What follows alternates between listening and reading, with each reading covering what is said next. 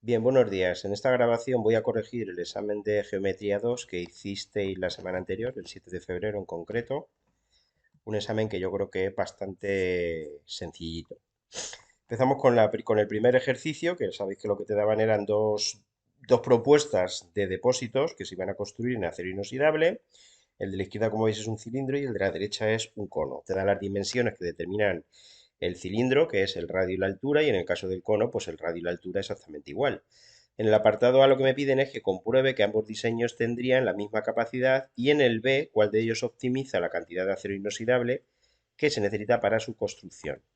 Empezando por el apartado A, pues bastante sencillo. Para calcular el volumen del cilindro tengo que multiplicar la superficie de la base por la altura, como quiera que la base veis que es un círculo, por la superficie de la base, la superficie del círculo sería pi por r cuadrado, es de pi por 2 al cuadrado. Pues tendría que multiplicar entonces pi por 2 al cuadrado por la altura que vale 3. Las unidades son metros, por lo tanto me quedaría, si cogéis la calculadora o si lo hacéis de cabeza, 2 al cuadrado 4 por 3, 12 pi metros cúbicos.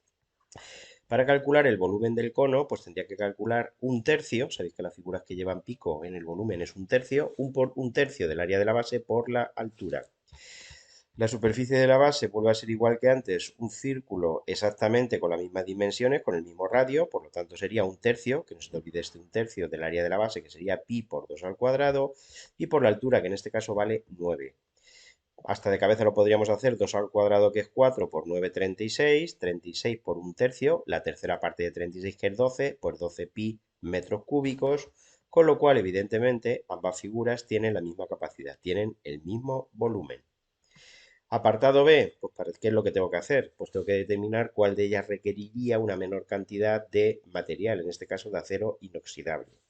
Y aquí es donde entra en juego la información que me da ahí, importante, de que los dos depósitos son cerrados. ¿Qué significa eso? Pues que en el caso del cilindro tiene tapa y tiene culo, tiene tapa, ¿vale? También está cerrado. Por lo tanto, para construirlo tengo que utilizar dos círculos.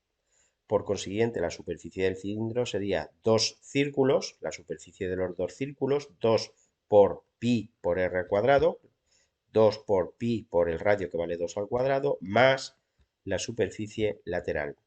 La superficie lateral, imaginaros el cilindro antes de ser construido abierto, sería un rectángulo.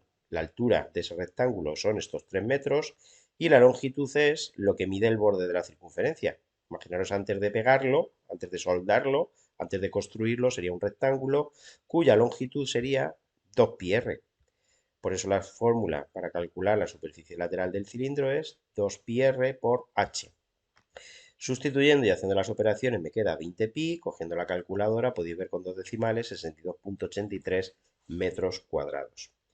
Para calcular la superficie del cono, pues tendría que calcular la superficie de la base, pi r cuadrado, más la superficie lateral, que en el caso del cono, sabéis que la fórmula es pi por r y por g, por la generatriz, por esta línea. Para ello, lo primero que voy a hacer es calcular la generatriz, aprovechándome de que este triángulo es rectángulo. Para calcular la generatriz, que como veis es la hipotenusa, pues hago la raíz cuadrada de un cateto al cuadrado más el otro cateto al cuadrado. Sería la raíz de 85, que como podéis ver es 9,22 metros. Por lo tanto, la superficie del cono sería y es la superficie de la base, pi por 2 al cuadrado, más la superficie lateral, pi por r por g. Cogiendo la calculadora me queda que eso vale 70,50 metros cuadrados. Conclusión, en relación con lo que me preguntan, el cilindro, como veis, requiere menor cantidad de material que el cono, por lo que convendría construir el cilindro. ¿Por qué? Pues porque necesita, como queramos decir, una menor cantidad de material. Segundo, pues el segundo, como veis, es el típico problema de proporcionalidad de figuras semejantes. Para resolver este problema se trata de identificar en la figura triángulos que tú veas que son semejantes. ¿Ves? Hay uno que ya me lo dan, este de aquí, ¿vale? Este triángulo es semejante y el resto de los triángulos con los cuales yo voy a trabajar son los que se obtienen proyectando hacia la izquierda, hacia donde está la casa, desde la parte superior de las figuras verticales que aparecen. En primer lugar, desde la farola, pues desde la parte superior proyecto hacia la casa y fijaros que ya tendría aquí un triángulo, que evidentemente es semejante a este que tengo aquí, y desde la parte superior de la persona proyectaría en este caso hacia la casa y llegaría a la farola, pues este otro que tengo aquí. Esos que os acabo de decir son respectivamente primero el azul y después el rojo. ¿Mm? Dimensiones, pues las tengo. El cateto horizontal del azul vale 32 metros, el vertical no lo sé, le voy a llamar I, no le puedo llamar X, ni le puedo llamar H, que son ya dos letras que aparecen en el mismo problema, ¿vale? No puedo llamar en un mismo problema con la misma letra a dos dimensiones o medidas que no tienen por qué ser iguales, de hecho no van a ser iguales. En el triángulo rojo, los dos catetos, veis que los conozco. Este valdría 3 y este, cuidado que no es 4. 4 es lo que mide toda la altura. Pero fijaros que si todo esto es 4 y este trocito de aquí, mirando hacia la derecha, veo que es 1,70, la altura de la persona, que la tengo aquí. Por lo tanto, este trozo de aquí mediría 4 menos 1,70. 4 menos 1,70, que es este 2,30 que aparece aquí. Y del que está a la derecha, del más pequeñito, el cateto vertical 1,70, altura de la persona, y el cateto horizontal, lo que ya le han puesto nombre en el problema, X. ¿Qué es lo que yo tengo que utilizar? Pues tengo que utilizar el hecho, teorema de Tales, de que cuando dos figuras son semejantes, los lados homólogos, los lados que están en la misma ubicación, son proporcionales. Adaptado al problema, la proporción que hay entre I y el correspondiente del medio, que sería 2,30, sería igual que 32 entre 3. La proporción que hay entre los catetos verticales pues será la misma que la que hay entre los horizontales, dicho con palabras. Para despejarla ahí en una proporción, un elemento desconocido en una proporción, sabéis que el que está en diferente en diagonal, en este caso el 3, es el que queda en el denominador, los otros dos multiplicados al numerador. Cogiendo la calculadora veréis que la I vale 24,53, por lo que fácilmente ya deduzco lo que vale la H, que es una de las cosas que me pedían. La H sería lo que acabo de calcular, más este trozo, que como veis coincide con la altura de la farola. Sumo 4 a esta cantidad y tendría que la H valdría 28,53. La H es la altura que tiene la casa hasta que empieza el tejado o descontando el triángulo del tejado. Y ahora lo que voy a hacer es exactamente lo mismo, pero con el triángulo del medio y el triángulo de la derecha. La proporción que hay entre el cateto horizontal del triángulo que está a la derecha y el que está en el medio, x entre 3, pues será la misma que la que hay entre los catetos verticales, 1,70 y 2,30. Despejo la x, cojo la calculadora y la x valdría 2,22. Bueno, el problema es resoluble jugando con otros triángulos. Yo creo que la manera más fácil es esta, tal y como hicimos en clase e incluso tal y como os comenté en el propio examen. Tercero, creo que también bastante fácil. Se trata de determinar el perímetro y la superficie de esas dos figuras. La figura de la izquierda, pues bueno, hay gente que la vio como un semicírculo y un trapecio, gente que la vio como un semicírculo, un rectángulo y un triángulo. De cualquiera de las dos maneras, evidentemente que nos vale. Importante, dentro de la parte de la derecha, dentro del trapecio, el lado lateral derecho, o si consideras el triángulo la hipotenusa, la x la tengo que determinar utilizando el teorema de Pitágoras. Para ello juego con este triángulo que es rectángulo, del cual conozco los dos catetos. Este que mide 14, evidentemente, coincide con este, y este, que evidentemente es la diferencia entre 32 y 20, este 12 de aquí. Utilizando el teorema de Pitágoras deduzco lo que vale la x, que sería 18,44 milímetros. ¿Qué hago para calcular el perímetro? Pues sumar los cuatro lados, este, con este, con este y con este de aquí. ¿Vale? Este de aquí, fijaros que es media circunferencia. Por lo tanto, sería la mitad, por eso aquí he puesto entre 2, de lo que mide la longitud de la circunferencia. No confundir con la superficie del círculo. La longitud de una circunferencia es 2pi por el radio. Conclusión, el perímetro vale, empezando por la base, 32, ¿vale? Más 14, más esta media circunferencia, que sería 2pi por r. Cuidado que el radio vale 10, no vale 20. Como veis, el radio es desde el centro hasta el borde, más el lado oblicuo que acabo de calcular. Si cogéis la calculadora, eso queda 95,86. Calculamos ahora la superficie. Para calcular la superficie, yo lo voy a descomponer en dos. El trapecio, que está en la parte inferior, y el medio círculo, que está en la parte superior.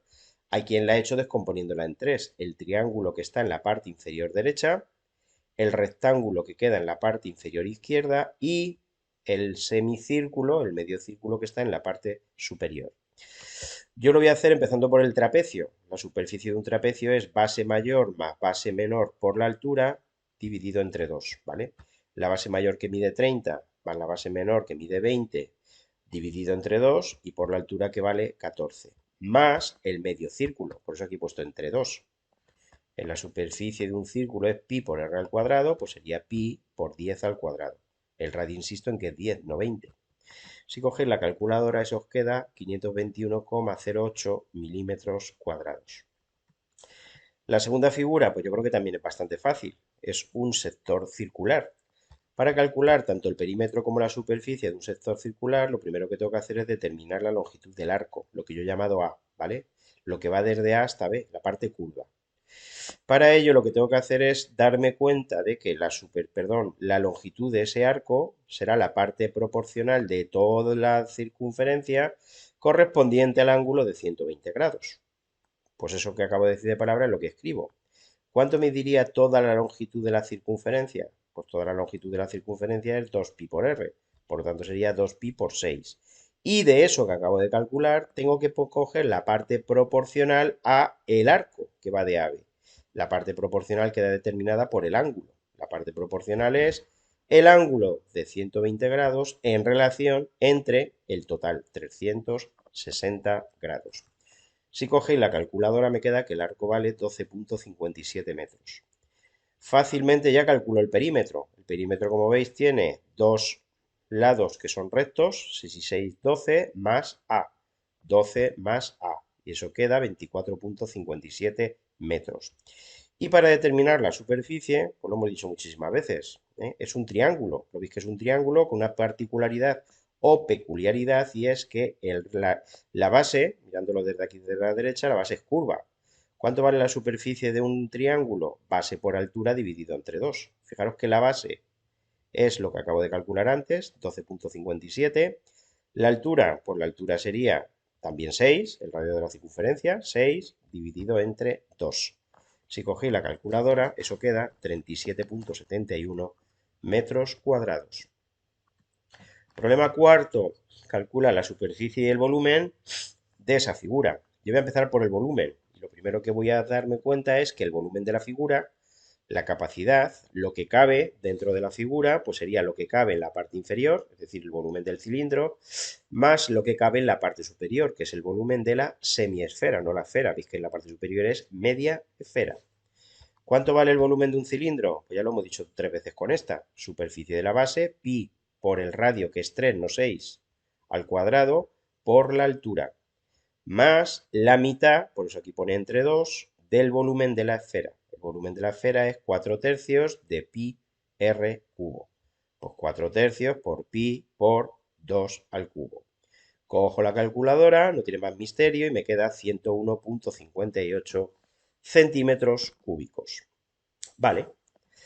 Voy a calcular ahora la superficie de la base, el material que yo necesitaría para construirlo, imaginaros de acero inoxidable, como los dos depósitos del problema 1, de lo que fuese. Yo voy a empezar por el suelo. En primer lugar tendría la superficie de la base del cilindro, que es un círculo. Después tendría la superficie lateral del cilindro, misma fórmula que ya utilizamos antes. Y fijaros que ahora en la parte superior tendría una corona circular, justamente lo que queda en la parte superior del cilindro que no ocupa la media esfera, y por último la superficie de la semiesfera. Pues ya está, es lo único que tengo que hacer. Darme una vuelta desde fuera, imaginaos que tuviese la capacidad de volar y ver las superficies que necesitaría yo para construirlo. Voy a empezar por la superficie de la base del cilindro, que sería pi r cuadrado, es decir, pi por 3 al cuadrado. Después vendría la superficie lateral del cilindro, que sabéis que es 2pi r por h, por 2pi, el radio que es 3 y la altura que también es 3. Y ahora tendría que coger aquí la superficie de la corona. La superficie de la corona tiene una fórmula. La superficie de la corona es pi por el radio del círculo más grande al cuadrado menos el radio del círculo más pequeño al cuadrado. Si no te acuerdas de la fórmula, es a todo el círculo de arriba, que sería pi por 3 al cuadrado, quítale el hueco, pi por 2 al cuadrado. La misma fórmula que está aquí escrita. Y por último, la superficie, el material que necesitaría yo para construir la media esfera. Por eso he puesto aquí entre 2. Bueno, yo siempre digo lo mismo. El material que se necesita para construir una esfera contiene 4 círculos, ¿vale? Eso es lo que yo aprendí en su momento. La superficie de la esfera es 4pi r cuadrado. Pues 4pi por 2 al cuadrado. Cojo la calculadora y podéis comprobar que queda 125,67 centímetros cuadrados. Creo que también bastante sencillita. Problema quinto. Me dicen que una maqueta está hecha a escala 1:200, lo cual significa, como sabéis, que todo lo que viene representado en la escala en la realidad es 200 veces mayores. Y lo que me preguntan es, en el apartado A, cuáles son las dimensiones en la realidad de una torre cilíndrica que en la maqueta mide 12 centímetros de altura y 5 centímetros de diámetro. B, cuál será la superficie real, me especifican en metros cuadrados, de un jardín que en la maqueta ocupa una superficie de 60 centímetros cuadrados.